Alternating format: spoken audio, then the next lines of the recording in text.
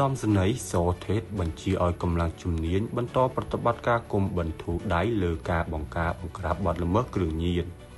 នាយឧត្តមសេនីយ៍ ស ថេត អគ្គស្នងការនគរបាលជាតិបានដាក់បទបញ្ជាដល់កម្លាំងជំនាញ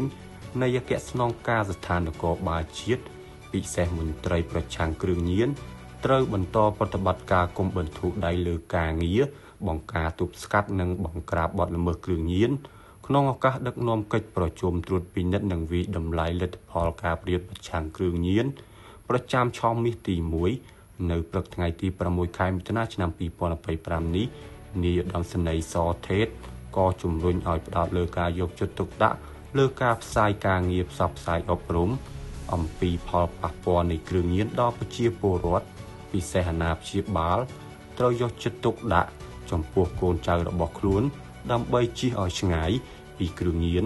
ដើម្បីឲ្យការងារបង្ការទប់ស្កាត់និងបង្ក្រាបបទល្មើសគ្រឿងញៀនកាន់តែមានប្រសិទ្ធភាពនាយឧត្តមសេនីយ៍ ស ថេត បានណែនាំដល់មន្ទីរប្រឆាំងបទល្មើសគ្រឿងញៀនត្រូវសហការជាមួយគ្រប់ស្ថាប័ននិងអង្គភាពពាក់ព័ន្ធឲ្យបានស្អិតរមួត